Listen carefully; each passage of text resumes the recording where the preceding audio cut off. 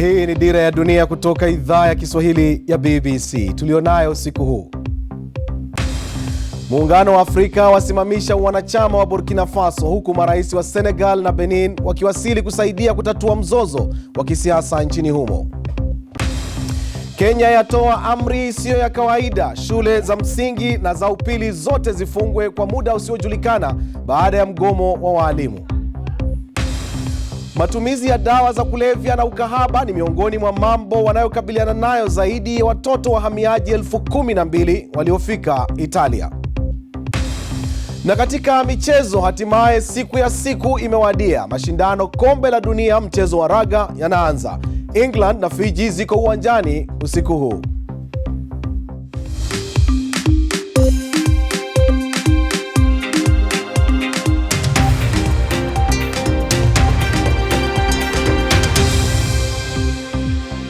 Na hujambo na nakaribisha katika Dira ya Dunia kutoka idhaa ya Kiswahili ya BBC. Tunakuletea dakika 30 za habari, maelezo, uchambuzi, maoni yako na michezo. Mimi ni Kasim Kaira nikiwa hapa London. Tuanzie Burkina Faso, ambapo Muungano wa Afrika umesimamisha wanachama wa nchi hiyo katika umoja huo. Ni saa chache tu baada ya marais wa Benin na Senegal kuwasili mjini Wagadugu ili kujaribu kutatua mzozo wa kisiasa unaoendelea nchini humo. Maafisa kutoka kikosi cha ulinzi wa rais walionyakua madaraka baada ya kuipindua serikali Jumatano wamesema wamemwachia rais wa mpito Michel Kafando na mawaziri wake wawili waliokuwa wamezuiliwa. Mitaani bado watu wana hali ya wasiwasi na vikosi vya usalama vimekuwa vikifyatua risasi hewani ili kutuliza maandamano yanayoendelea. Debula Kabwagira na taarifa ifuatayo. Kutwa nzima katika miji ya Burkina Faso, watu bado wakiwachagiza wanajeshi kuachia madaraka mara moja. Katika mji mkuu wa Wagadugu, vurugu kati ya waandamanaji na wajeshi kutoka kikosi cha ulinzi wa rais wamesababisha matukio mengi ya ghasia. Kwa wengi, kuiacha nchi chini ya uongozi wa majeshi badala ya kufanya uchaguzi haiwezekani asilan. Sifahamu ni kwa nini baada ya uchaguzi mmoja tu watu wanataka kuharibu mustakabali wa nchi yetu. Hatukubaliani na hilo. Mapema asubuhi, msemaji wa wanamapinduzi ametangaza kupitia kituo cha televisheni cha taifa kwamba rais wa mpito aliyeshikiliwa tangu Jumatano ameachiliwa kwenda nyumbani. Michel Kafando bado ameshikiliwa kifungo cha nyumbani na waziri mkuu wa mpito pia bado hajaachiliwa. Baada ya saa kadhaa, rais wa Senegal na kaimu rais wa ECOWAS Macky Sall waliwasili Wagadugu ili kujaribu kutatua mzozo huo. Alikuwa hapa chini ya mwaka mmoja uliopita kuunga mkono kipindi cha kuingia katika utawala wa kiraia na anatarajiwa kuwaomba viongozi wapya wa kijeshi kuachia madaraka. Juhudi za upatanishi zinaweza kuchukua muda, lakini tayari Jenerali Gilbert Diendere, mtu aliye na umaarufu sasa Burkina Faso, amesema hata hujumu mfumo wa kidemokrasia. Hatujakubaliana ni tarehe gani, bado hatujalijadili swala hili, lakini tumepanga kulizungumzia na wahusika, hususan vyama vya kisiasa na mashirika ya umma, ili kuandaa ratiba itakayotoa mwongozo wa uchaguzi wa rais na wabunge. Wakati huo, mitaani waandamanaji wameahidi kutolegeza msimamo wao mpaka pale watakaposhuhudia mfumo wa demokrasia ukirejea Burkina Faso. Debula Kabwagira, BBC. Naam, nikumbushe tu kwamba hii ni habari ambayo inaendelea, na ukitaka maelezo zaidi kuhusu taarifa hii unaweza kuyapata kupitia simu yako ya mkononi bbcswahili.com. Naam, na sasa tuangazie taarifa nyingine zinazogonga vichwa mbalimbali vya habari duniani kwa wakati huu. Mawaziri wa usalama wa Marekani na Urusi wamejadili mzozo unaoendelea Syria katika mazungumzo yao ya kwanza baada ya zaidi ya mwaka mmoja. Waziri wa usalama wa Marekani Ash Carter na wa Urusi Sergei Shoigu wamezungumza kwa dakika 50 ambapo wamekubaliana kuzungumza zaidi kuhusu mbinu watakazozitumia ili kukabiliana na mzozo na tishio kutoka wapiganaji wa Islamic State. Tanzania imezuia Malawi kuteketeza tani 2.5 za pembe za ndovu. Nchi hiyo imesema inahitaji kutumia pembe hizo kama ushahidi kuwashtaki majangili waliotuhumiwa. Pembe takriban 800 zilikamatwa na maafisa wa forodha zilipokuwa zikisafirishwa kimagendo kutoka Tanzania kuelekea Malawi. Mkurugenzi wa idara ya wanyamapori wa Malawi amesema hajaridhika na agizo la mahakama, kwani Malawi ilitaka kuonyesha kwamba wanalivalia njuga swala la kuwahifadhi ndovu. Marekani imeondolea Cuba vikwazo zaidi vya kibiashara, usafiri na mawasiliano. Hatua hii inafuatia kurejeshwa kwa uhusiano baina ya nchi hizo mbili mwezi Julai. Wamarekani sasa wanaweza kuanzisha biashara nchini Cuba kwa mara ya kwanza kabisa kwa zaidi ya nusu karne. Vikwazo vya usafiri vinaregezwa pia. Siku ya Alhamis, Cuba imemchagua balozi wake wa kwanza nchini Marekani katika kipindi cha miaka 54. Marekani bado haijamtaja balozi wake mpya nchini Cuba. Serikali ya Kenya imeamuru shule zote za umma na zile za kibinafsi kufungwa kuanzia Jumatatu kutokana na mgomo wa walimu wa shule za umma ambao unaendelea. Takriban wanafunzi milioni 12 watalazimika kukaa nyumbani isipokuwa wale wanaojiandaa kwa mitihani ya kitaifa itakayoanza mwezi mmoja baadaye. Amri hiyo inaathiri shule za msingi na zile za upili. Wiki iliyopita, Rais Uhuru Kenyatta alisema serikali haina uwezo wa kulipa walimu fedha zilizoamrishwa na mahakama. Mwandishi wetu Ansoi yuko mjini Nairobi ambako amekuwa akifuatilia swala hili. Ansoi, serikali imetoa sababu gani kuchukua uamuzi huu ambao sio wa kawaida? Wamesema kwa sababu tangu shule zifunguliwe mapema mwezi huu hakuna masomo ambayo yamekuwa yakiendelea katika shule za umma. Kuna hofu kwamba wanafunzi ambao sasa hawana kazi huenda wakaanza kuzusha rabsha, na hivyo ili kuimarisha hali ya usalama katika shule wamefanya uamuzi huo kufunga. Hata hivyo, serikali haijaelezea kwa nini iliamua kufunga shule ambazo zinamilikiwa kibinafsi, kwa kuwa shule hizo zimekuwa zikiendelea kama kawaida. Wenye wamiliki wa shule hizo huwa kwa kawaida wanalipa walimu wao. Kwa hivyo wengi hapa wameghadhabika na pia wameshangaa sana kufuatia uamuzi huo wa serikali. Kama ulivyotaja hapo kwa shule za umma inaweza kueleweka kwa nini shule zimefungwa, kwani walimu wako katika mgomo, lakini serikali inaweza kujitetea vipi kwa hatua hii ya kuamuru hata shule za watu binafsi kufungwa? Haijatoa maelezo zaidi kuhusiana na uamuzi huo, hasa panapogusiwa shule za kibinafsi. Hata hivyo, ukiangalia mfumo ni ule ule, masomo ambayo wanafaa kusoma ni yale yale ambayo tayari yametayarishwa na serikali, na hivyo tunaona kwamba huenda serikali imefanya uamuzi huo ili kuhakikisha kwamba shule zote zimeenda sambamba, na wakati watatangaza tarehe mpya za muhula huu kuendelea, basi shule zote zitarejea. Hata hivyo, wamiliki wa shule hizo za kibinafsi wameghadhabika, na mmoja wao ameniambia kwamba ifikapo Jumatatu wataenda mahakamani. So, ikiwa kigezo cha ukosefu wa usalama ni sababu moja ya shule kufungwa, je, kwa wanafunzi na walimu ambao wamo katika kujiandaa kwa mitihani na wameruhusiwa kuendelea na masomo, si bado watahitaji usalama tu ikiwa sababu ni usalama? Serikali imesema kwamba ni usalama ndani ya shule, sio usalama jinsi tunavyoelewa kufuatia vitishio pengine vya mashambulizi, lakini wanafunzi pengine kuzusha rabsha, kuanza kubomoa madarasa pale na kufanya maandamano, kufanya migomo yao. Kwa hivyo wamechukua uamuzi huo. Hata hivyo, wajua kwamba huu ni muhula ambapo mitihani ya kitaifa inafanyika katika shule za msingi na shule za upili, na hivyo wanafunzi ambao wako katika miaka yao ya mwisho katika shule hizo wanaendelea na masomo. Asante sana Ansoi, na habari hiyo tutaendelea kuifuatilia kwa karibu, na chochote utaweza kuipata kupitia bbcswahili.com. Hii ni Dira ya Dunia kutoka idhaa ya Kiswahili ya BBC London, na mimi ni Kasim Kaira.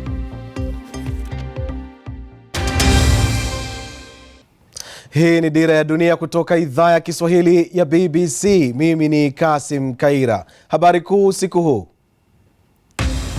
Muungano wa Afrika umeisimamishia wanachama nchi ya Burkina Faso. Haya yanajiri wakati marais wa Senegal na Benin wawasili nchini humo kusaidia kutatua mzozo wa kisiasa kufuatia kupinduliwa serikali na jeshi. Serikali ya Kenya imeamrisha shule zote za umma na za kibinafsi kufungwa kuanzia Jumatatu kutokana na mgomo unaoendelea wa walimu wa shule za umma. Takriban wanafunzi milioni 12 watalazimika kukaa nyumbani isipokuwa wale wanaojiandaa kwa mitihani ya kitaifa itakayoanza mwezi mmoja baadaye.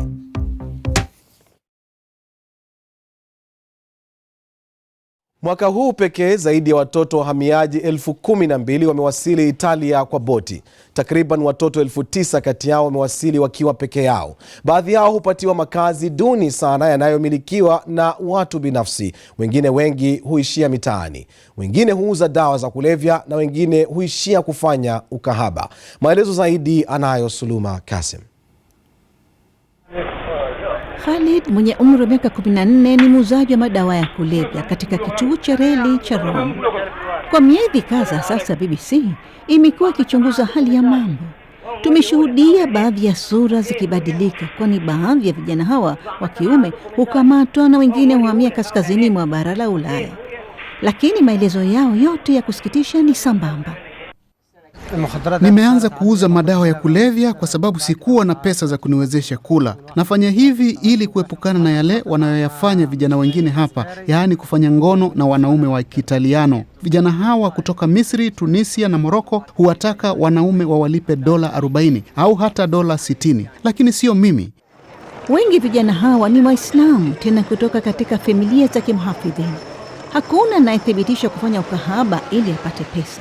Kila mmoja anamnyoshia kidole mwingine, lakini Khalid anajua vyema anayoendelea hapa na amekuwa akituonesha.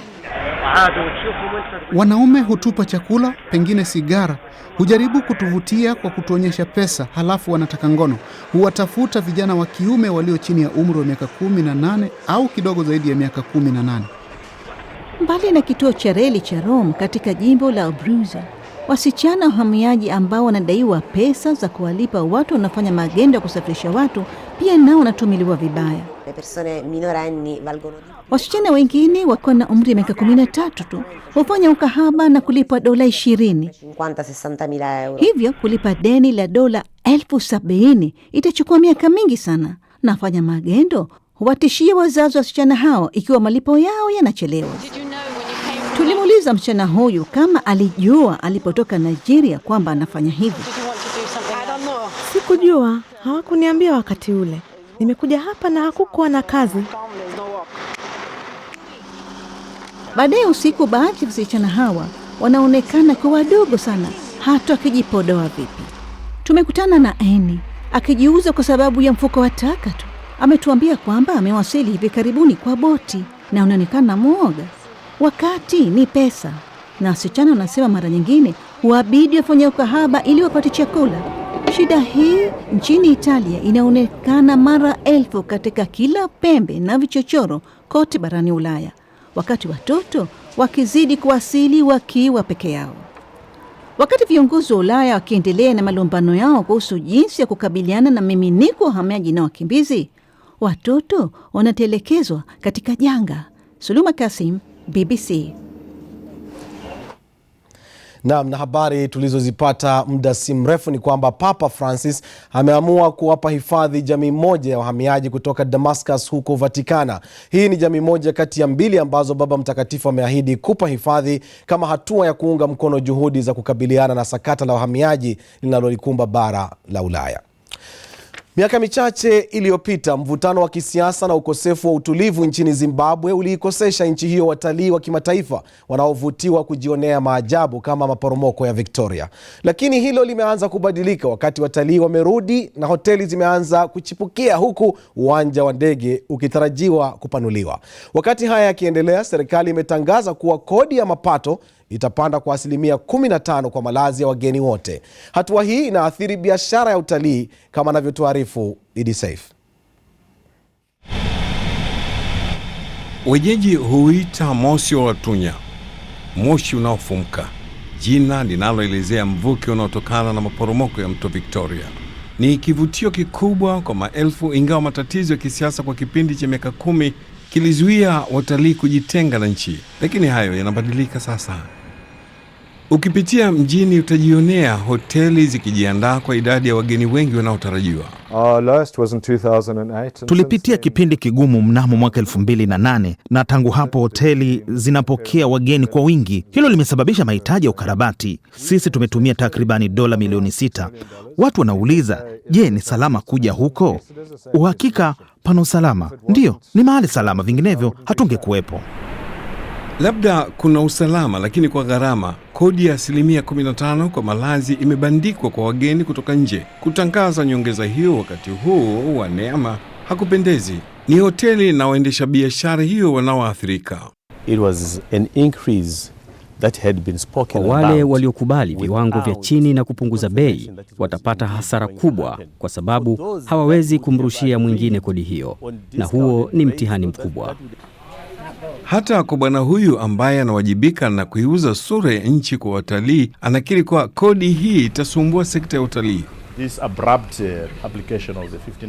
Hatua hii ya ghafla ya kupandisha kodi kwa 15% imesababisha baadhi ya watalii kuahirisha safari zao na wengine kufuta mipango yao kabisa. Baada ya juhudi, tunajikwaa wenyewe badala ya kusonga mbele.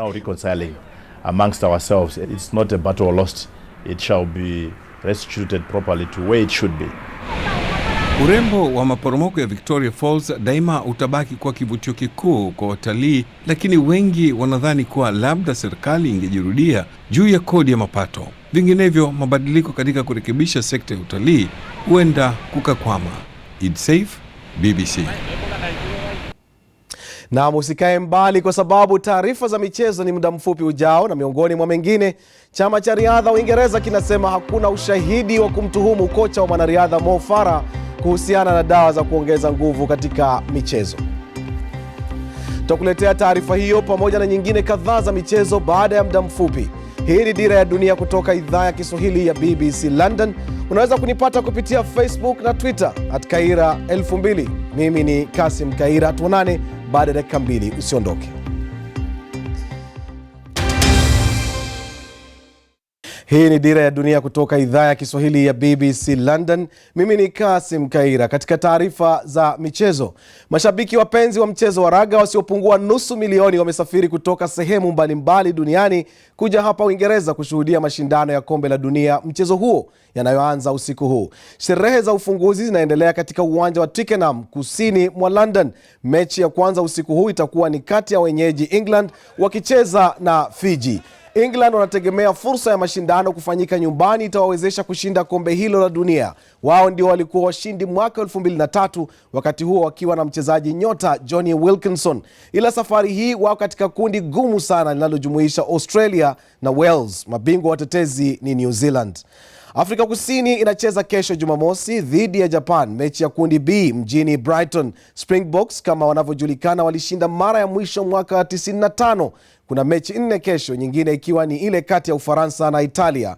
New Zealand wataanza kampeni ya kutetea taji Jumapili watakapoangushana na Argentina. Marekani wachuane na Samoa, na Wales watategemea wingi wa mashabiki wao wanapocheza na Uruguay. Mashindano yatachukua kipindi cha mwezi mmoja. Katibu mkuu wa shirikisho la soka duniani FIFA Jerome Valcke amesimamishwa wadhifa huo na akaagizwa kuacha majukumu yake. Kamati ya kimaadili ya FIFA itaendesha uchunguzi rasmi madai yaliyotolewa dhidi ya bwana Valcke kuhusiana na rushwa. Valcke kutoka Ufaransa amekanusha kabisa kuhusika katika njama za kuuza tiketi za mechi za kombe la dunia kwa bei za juu zaidi kuliko ilivyowekwa, lengo likiwa kujinufaisha. FIFA imekabiliwa na tuhuma za rushwa tangu mwezi Mei, wakati polisi wa Uswisi walipovamia hoteli moja mjini Zurich na kukamata maafisa 7 waandamizi wa shirikisho hilo la soka duniani. Chama kinachosimamia riadha nchini Uingereza kimesema hakioni haja yoyote ya bingwa wa dunia Mo Farah kuachana na kocha wake Alberto Salazar, ambaye anakabiliwa na madai ya kuwapa wanariadha dawa za kusisimua misuli. Mo Farah, bingwa wa dunia katika mbio za mita 5,000 na 10,000, alikabiliwa na maswali wakati wa mbio za ulimwengu mwezi uliopita kutokana na madai kwamba kocha wake Marekani Alberto Salazar alimpa mwanariadha mwingine chini yake dawa za kusisimua misuli. Chama cha riadha Uingereza kimesema hakuna ushahidi wowote wa kumtuhumu Salazar, na kwa hivyo hakuna tatizo lolote la Mo Farah kuendelea kufanya mazoezi naye nchini Marekani. Na ni hayo mpaka sasa katika michezo, lakini tutupie macho ukurasa wetu, ujumbe wako kupitia mtandao wetu, na ni kuhusu amri ya serikali ya Kenya kufunga shule zote nchini kwa muda usiojulikana. Si uamuzi wa kawaida na tumewauliza maoni yenu. Juma Shafi anasema hapo Juma Shafi anatuambia nini kutoka huko Dar es Salaam? Amesema serikali wape walimu nyongeza ya mishahara na kuheshimu uamuzi wa mahakama. Ndivyo anavyosema Juma Shafi Swagi hapo. Yeye Mugendis Ireri anasema hakuna mtoto wa mwalimu anayesoma katika shule ya serikali. Naomba serikali itafute mbinu angalau watoto wa mwananchi wa kawaida asitumiwe kama chombo kwa manufaa ya wengine. Yeye Tom Daika anasema urithi wa mtoto ni elimu. Chonde serikali ya Kenya ikae chini izungumze na walimu ili wanafunzi warudi shule. Kumbuka na wewe pia unaweza kuwasiliana nasi kupitia Facebook au Twitter. Naomba tutupie macho ukurasa wetu maridadi kabisa BBC Swahili, na hapa kuna taarifa mbalimbali ikiwa ni pamoja na makala za michezo, picha na video. Na katika Facebook utaweza kutuma maoni yako na vile vile kuona taarifa mbalimbali ikiwa pia ni pamoja na maoni ya watazamaji, na Twitter unaweza kunitumia mimi ujumbe ama kutumia Twitter ya BBC yenyewe @BBC Swahili ama @Kaira 2000. Je, unakoishi kunaweza kuathiri unavyowaza au ubunifu wako? Na je, ubunifu huo utakuwa ni katika sekta zipi? Leo hii orodha mpya iliyowekwa hadharani na kuhusisha mataifa zaidi ya 140 inaonyesha Uswisi, Uingereza, Sweden, Uholanzi na Marekani ndizo nchi zenye ubunifu mkubwa zaidi duniani. Swali ni je, ni vipi unavyoweza kuhamasisha na kuendeleza ubunifu? Na je, utaupima vipi? Ali Saleh ana maelezo zaidi. Na mnaona picha hizo hatuweza kuzipata, labda tuangalie hatimaye. Asiyekubali kushindwa si mshindani, lakini anayeshinda pia matarajio ni tuzo. Swali ni je, ni tuzo gani? Tazama hapo. Hivi ndivyo hali ilivyokuwa mji mkuu wa Korea Kaskazini, Pyongyang, jana usiku pale mashindano ya kumenyana yalipofikia kilele baada ya wagombea 100 kushiriki. Mshindi huwa mmoja na tuzo yake ilikuwa bonge la ng'ombe. Haya, kisichojulikana ni kama mshindi huyu ataifuga ng'ombe hii au ataishia kwenye sahani. Naam, na kwa habari hizo hatuna cha ziada. Usikose kuungana nasi Jumatatu panapo majaliwa. Kwa niaba ya wote waliofanikisha matangazo haya, mimi Kasim Kaira na watakia wikendi njema. Alamsiki.